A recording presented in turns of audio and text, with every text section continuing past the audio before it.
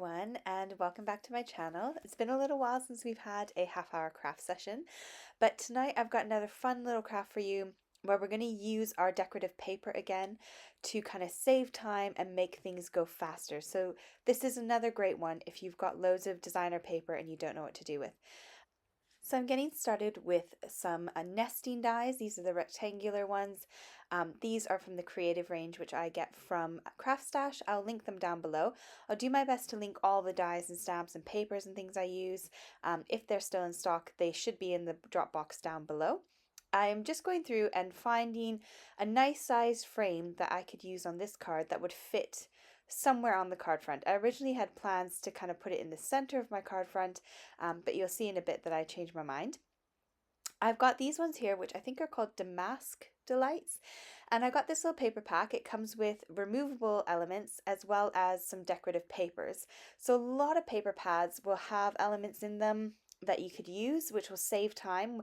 Instead of stamping a sentiment, you could just use some of the elements from your paper pad, which will save you on time and make things quicker as well. So I'm using this really busy pattern here.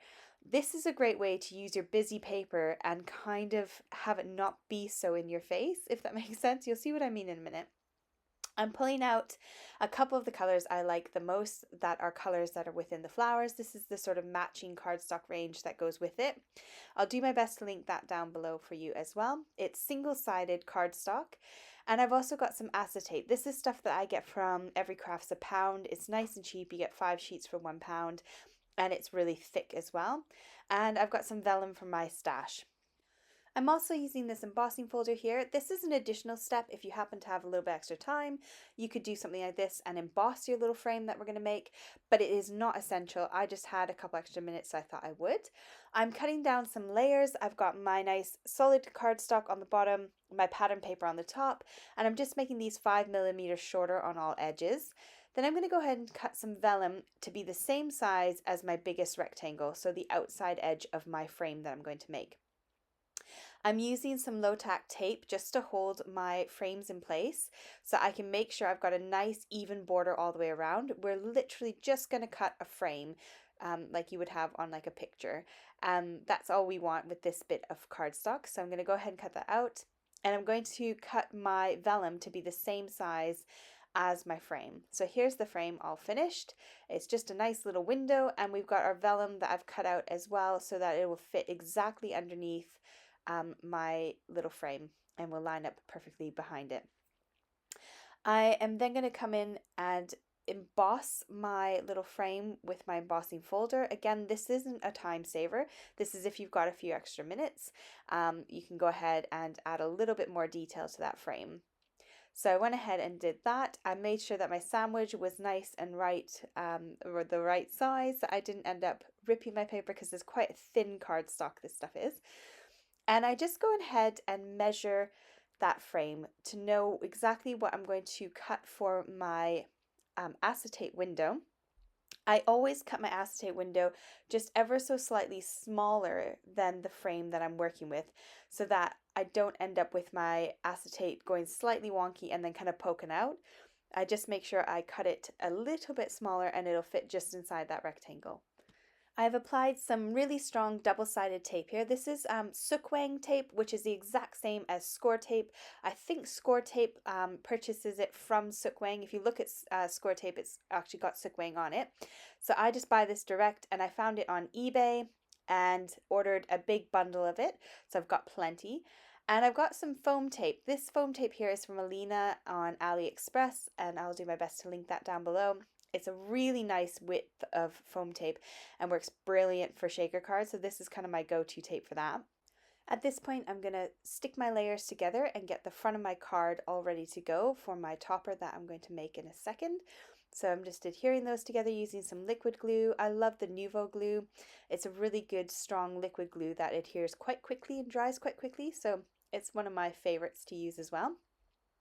Now we've got our little window set up here. So we've got the acetate underneath that foam tape, and we're going to fill it with some elements. So I've got all of these gems. They're all from Alina Crafts on AliExpress. The jars are also from her, but she no longer sells them. I get asked this all the time. She used to sell them, but doesn't any longer.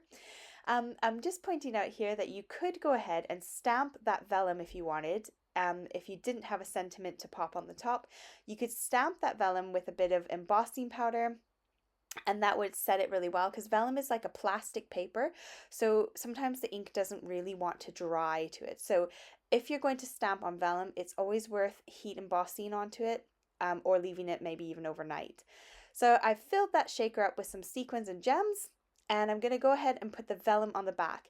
Now we've got this beautiful little window, this little shaker window.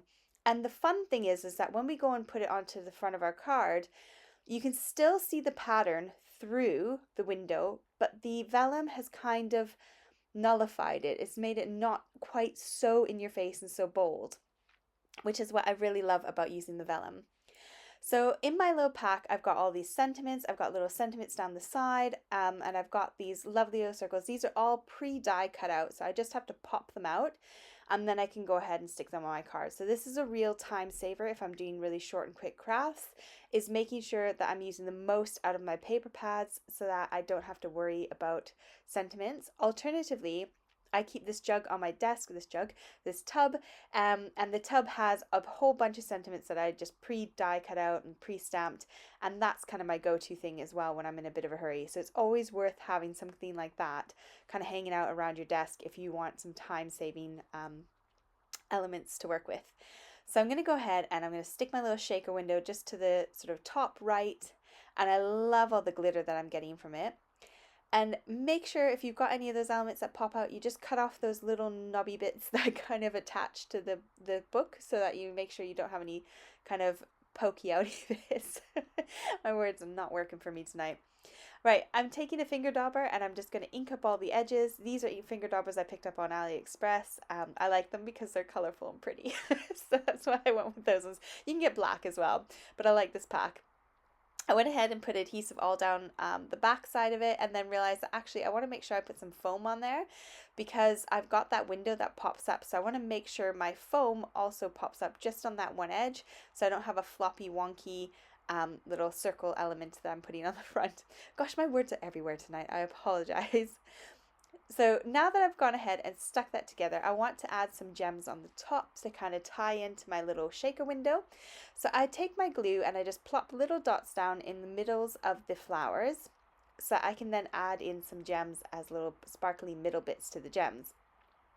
I've got my little picky up tool. This is just a stylus with a blob of blue tack, and I kind of just work the blue tack a bit, make sure it's nice and tacky, and then I pick up my gems and stick it down, and I use a little pokey tool to kind of pop it off the blue tack. And this works a dream every single time, and it cost me nothing. It was stuff that I had in my office. And I'm telling you, this blue tack has been going strong for over a year now. I haven't yet had to replace it, but you could always just pull it off and stick a new blob on if you need a new bit of pick-me-up tool. So that's all I've done there, is I've kind of done the darker flowers with the darker gems. These are like a black gem with kind of a blue tint to them. There are also black gems with like a brown tint, I think. There's another couple in her shop. They're really cool. So I wanted to tie in some more of this kind of flashy, metallic-y kind of look. The gems are really cool looking. And I had this little strip sat on my desk and I thought, oh, let's just stick it on. So I just kind of plunked this along that one edge just to kind of add a little bit more. I just felt like it was lacking in something. So I found that on my desk and stuck that on there as well. I've got another card to share with you, so don't go running off just yet. I've done another one as well along the same lines, but a square card. So that's this one finished off, and it has a lot of shake to it and has a lot of pretty sparkle, and it took me less than half an hour to make.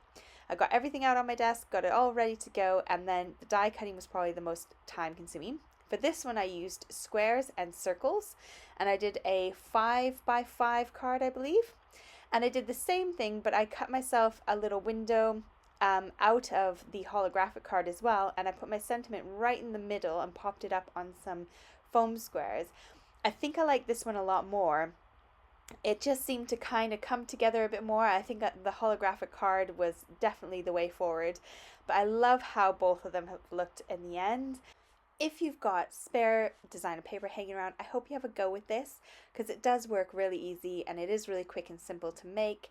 And again, we're saving all that time by using papers that are already designed for us. Thank you so much for joining me today.